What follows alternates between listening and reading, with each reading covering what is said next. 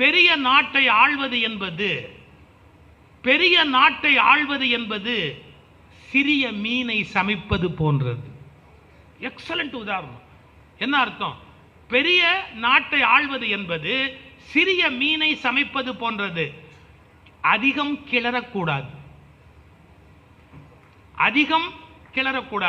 அதிகம் கிளறினால் உதிர்ந்து போய்விடும். இது டாவோ டீச்சிங். எவ்வளவு பெரிய விஷயம் பாருங்க.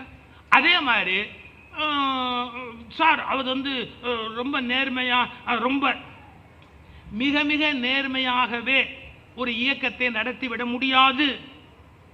மிக நேர்மையாகவே ஒரு இயக்கத்தை நடத்திவிட முடியாது. அதுக்கு சொல்ற உதாரணம் என்ன தெரியுங்களா? என்ன?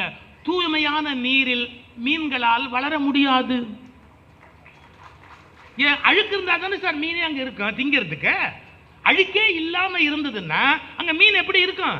ஆனாலும் ரொம்ப தூய்மையாவே உன்னை நடத்தணும்னா கொஞ்சம் முன்ன பின்ன இருக்கணும். லீடர்ஷிப் குவாலிட்டிஸ் சொல்றான்.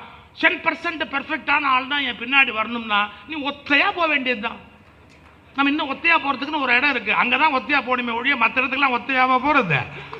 ஏதோ கொஞ்சம் முன்ன பின்ன ஒரு மக்கா இருப்பான்.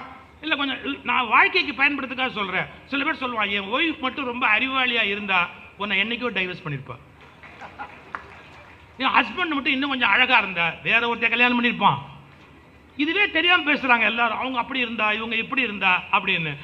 ஓரளவு முன்ன பின்ன இருப்பாங்க, ஓரளவுக்கு அப்படிதான் இருப்பாங்க. அது எல்லாத்தையும் அட்ஜஸ்ட் பண்ணி கொண்டு போகணும்.